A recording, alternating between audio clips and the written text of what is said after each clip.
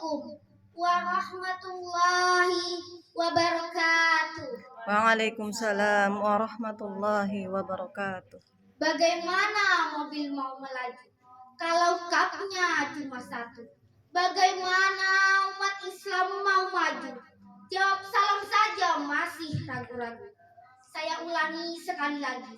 Assalamualaikum warahmatullahi wabarakatuh. Waalaikumsalam warahmatullahi wabarakatuh. Alhamdulillahi wa kafa, wassalatu wassalamu ala al-habibil mustafa wa ala alihi wa ashabihi ahli tuqa wal wafa. Subhanaka la ilma lana illa ma 'allamtana innaka antal alimul hakim. Rabbi shrah li sadri wa yassir li amri wahlul 'uqdatam min lisani yafqahu qawli. Marilah kita panjatkan puji dan syukur Alhamdulillahi Rabbil Alamin kepada Allah Subhanahu wa Ta'ala yang telah mencurahkan rahmat, taufik, serta hidayahnya kepada kita semua sehingga kita dapat bersua di tempat yang penuh barokah ini. Setiap perkumpulan apabila tidak ada salawat di dalamnya, maka perkumpulan itu berubah menjadi al-tanajifah, perkumpulan yang berbau bangkai dan busuk. Perkumpulan yang sudah harum semerbak ini tak kita inginkan berubah menjadi bau bangkai, maka kita bersalawat kepada pemuda padang pasir yang tak pernah ketar-ketir melawan orang-orang kafir. Ialah Nabi akhir zaman, Nabiullah Muhammad sallallahu alaihi wasallam. Allahumma salli ala sayyidina Muhammad wa ala ali sayyidina Muhammad. Dewan Hakim yang saya hormati dan hadirin yang saya cintai. Napoleon, seorang orientalis berkebangsaan Prancis, mengatakan, "The principle of Quran with alone of tracking can lead man to happiness." Al-Quran adalah prinsip dan satu-satunya kitab suci yang berisi petunjuk dan kebahagiaan, serta senantiasa relevan dengan setiap perkembangan dan situasi zaman. Dalam rangka menjadikan Al-Quran sebagai petunjuk dan pedoman hidup manusia, pada kesempatan yang berharga ini, saya akan membawakan pidato dengan tema Generasi Qurani Menyongsong Indonesia Bangkit, dengan rujukan Al-Quran surah Yunus ayat 57 yang berbunyi, A'udzu billahi minasyaitonir rajim. Bismillahirrahmanirrahim. Ya ayyuhan nasu qad ja'atkum mau'izatum mir rabbikum wa shifaa'un lima fis sudur wa hudaw wa rahmatul lil mu'minin. Yang artinya, aku berlindung kepada Allah dari godaan syaitan yang terkutuk dengan menyebut nama Allah yang Maha Pengasih lagi Maha Penyayang. Wahai manusia, sungguh telah datang kepadamu pelajaran dari Tuhanmu, penyembuh bagi penyakit yang ada di dalam dada, dan petunjuk serta rahmat bagi orang-orang yang beriman. Ayat tadi sebagaimana ditafsirkan oleh Imam Shahbuni dalam Sofwatut Tafsir menjelaskan ada 4 fungsi diturunkannya Al-Quran untuk menerapkan generasi Qurani.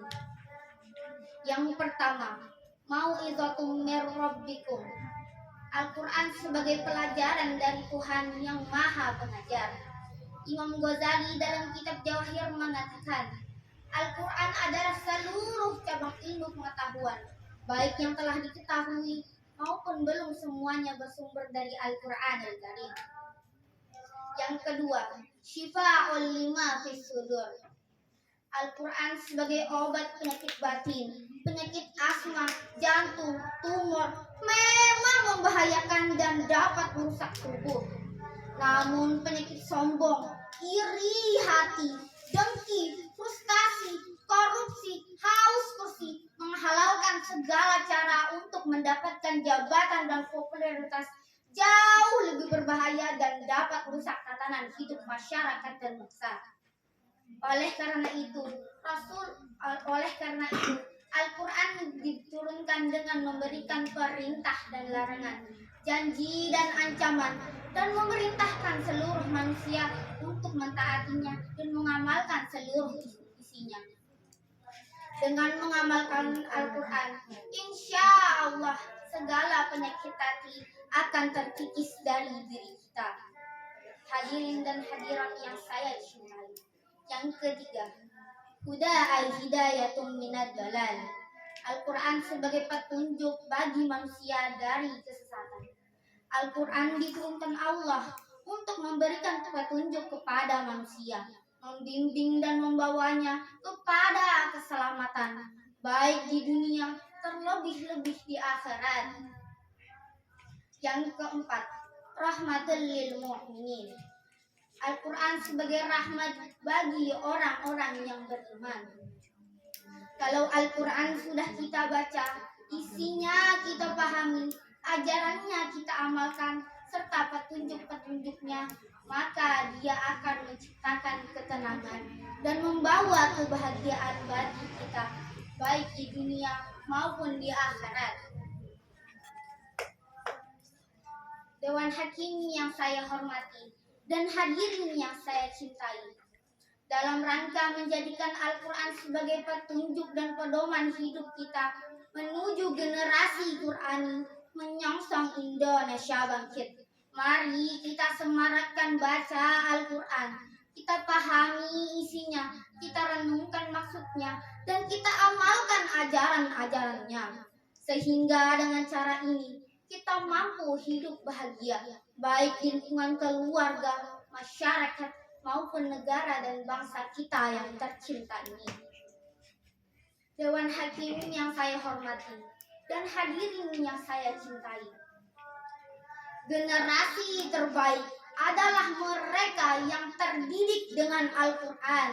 Maka karena itulah Rasulullah SAW bersabda, "Man ta'allama al-Quran wa 'allamah." Sebaik-baik di antara kalian adalah yang belajar Al-Quran dan mengajarkannya. Maka sampailah pidato saya bagian penutup. Harapan semuanya kita bisa mengambil hikmah dari pidato yang saya bawakan tadi. Jalan-jalan ke kota Palangkaraya, jangan lupa membeli pepaya. Terima kasih atas perhatiannya dan mohon maaf untuk kekurangannya.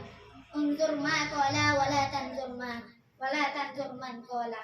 Assalamualaikum warahmatullahi wabarakatuh.